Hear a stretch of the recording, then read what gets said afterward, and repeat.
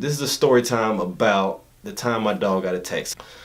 So I let my dog out, and out of nowhere, I hear some dogs going at it. I knew for a fact I wasn't going down there and breaking it up. Went and grabbed my 45, run back to the back door, put shots in the air.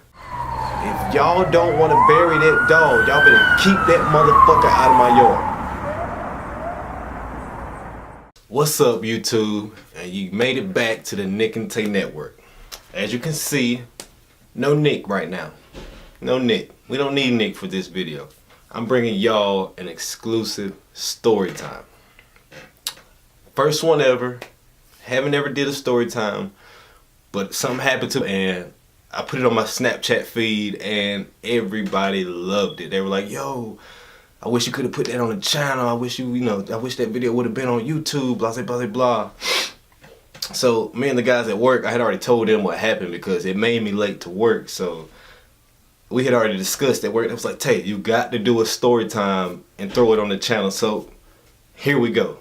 This is a story time about the time my dog got attacked. So it started off like any other morning. As I was getting ready for work, I let out my dog. I got a dog named Layla. She's a pit bull. Let her out every morning, just like I do I let her out to pee every morning, just like I do every other day I get up, and get ready for work. I let her out the back door. She go outside, do her thing, and she always makes her way to the front yard and comes back in the front door. That's just how she does things. That's the schedule that she's on. I never have to check on her. I've always had, all my dogs I've always been able to just open the door, let them out. I can stay in the house and they go downstairs, or I used to stay in an apartment when I was staying in Greenville in college. When I was still in college, I stayed in an apartment. I was on the second floor. And I would simply just open the door and let my dog go down. She would go downstairs, go to wherever she had to, like to handle her business, come right back up, and when she's finished, she's at the door. A lot of people used to get amazed, when they seen, like, you ain't going downstairs with your dog? I'm like, hell no, I'm not going downstairs every time she had to pee. And that was one of my main objectives I wanted to accomplish when I moved into that apartment. Upstairs, I knew on those nights and mornings where it was frigid outside, damn near freezing, I knew I was not going to want to go downstairs every time I let my dog out. So I simply trained her to go down there and handle her business. Don't bother nobody. If it's people or cars, she knows how to maneuver around them. Go handle her business and come back up. So that was with my old dog I used to have. Her name was Nike. So now I have Layla. Layla was Nike's mom. So I don't have Nike anymore. Now I have Layla. So Layla is the same way. Layla is probably, I didn't spend quite as much time with Layla as I did with Nike. Not saying Layla is not as smart. Like I said, I just didn't have the time to spend with Layla the way I did spend with Nike. I was with Nike from the time she dropped out of the womb, and Layla had to eat that sack off of her. I was there from then until the time that we part ways or whatnot. So yeah, this is the story time about the time my dog got attacked. So yes, I let my dog out to piss. Oh, excuse me, she's a pit bull. I didn't emphasize that. Layla and Nike, they're both pit bulls. So I let my dog out. So I didn't pay her no mind. I came back to the office. I think I was gathering up my computer and my charger and all that good stuff. And out of nowhere, I hear some dogs going at it.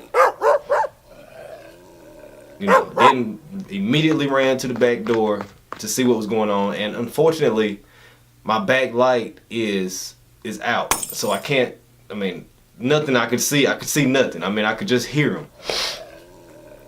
So I run and grab the closest, one of my handguns was in the car. I got a 9 and I got a 45. My 45 stays in the house and my 9 usually stays with me, so in the truck. Went and grabbed my 45. Didn't want to shoot at the dogs, of course, because it was like 5 in the morning. I didn't want to shoot my dog on accident. Like I said, it was, of course it was dark, 5 o'clock in the morning. My porch light is out, so I didn't want to accidentally shoot my dog. But I knew for a fact I wasn't going down there and breaking it up.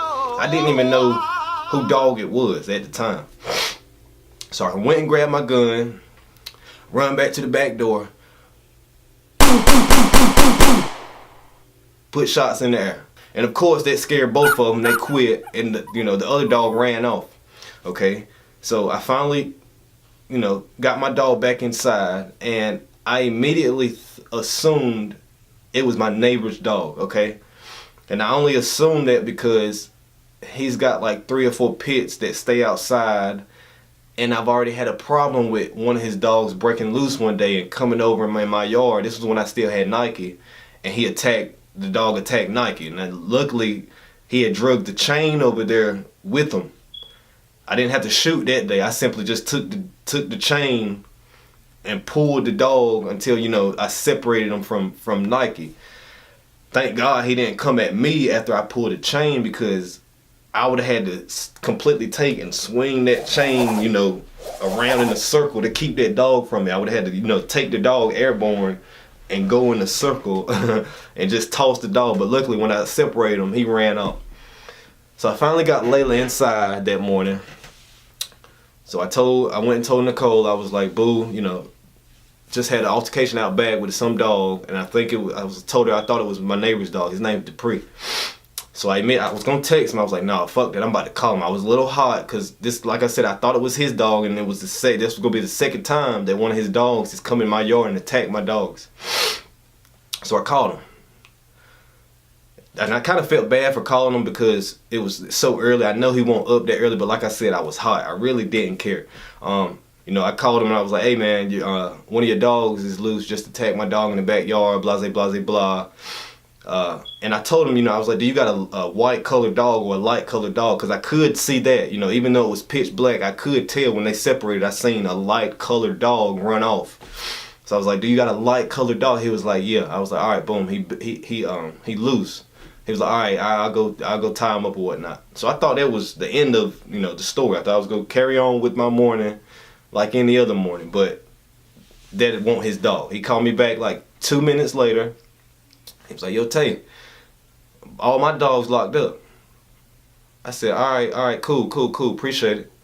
So that's why I said I'm glad I didn't get hostile with him, because I started to get a little angry with him as soon as he picked up the phone, because I was hot. I mean, I assumed it was his dog, and it was the second time your dog has done attacked my dog, And they were both my dogs pit bulls, and both of his, that came over here were pit bulls. So I mean, my dogs held their own, but I was just pissed of the fact that they came into my yard and it was, they were attacked in their own yard. So once he told me it was not his dog, I go back inside, tell Nicole, and I'm like, I'm about to go outside and see, if the dog's still around. I didn't know who dog it was nor where it was at, I had to leave for work. I wasn't too much worried about myself, but there be kids catching the bus that time in the morning. So I was like, yo, if there's a dog out and he's spooked, somebody the owner needs to be notified. So I was like, I told Nicole, I was about to leave for work.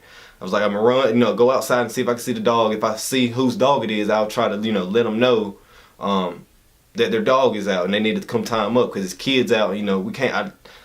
My son don't catch the bus. Of course, my son Don is only 2. He about to be 2, so he's not catching the bus yet. But even though I don't have a kid out there in danger, to be bit by the dog, I still can't sit around and just know, their kids waiting for the bus and there's a dog loose that just attacked another dog. You know what I'm saying? So I go grab my 45 again, grab my flashlight, and I go out back. It's still pitch dark. It's still pitch black, so I still can't see anything. So I'm walking, and I'm a little scared my damn self. I'm a little making sure I don't hear no footsteps or nothing. Every time I turn, I'll make sure I'm listening.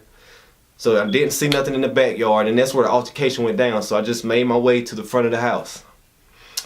Got to the front of the house, and I seen the dog. It was across the street, 2 houses over. Okay. So yeah, I locked eyes. Well, I didn't lock eyes because it was dark and it was so far, but the dog seen me. Of course, he seen me. I had on a white shirt that morning, I believe, and I had my flashlight. So he seen me. I heard a couple growls. He started taking like 3 or 4 steps back toward the road as if he was gonna cross the street back to my yard. The only reason he didn't cross the street is because I didn't let him. Once he got about to the road, about to the ditch, he got to the ditch and almost to the road, I went and put like 3 or 4 more shots. No, it was more than that. It might have been like 5 more shots. Of course, he ran off again.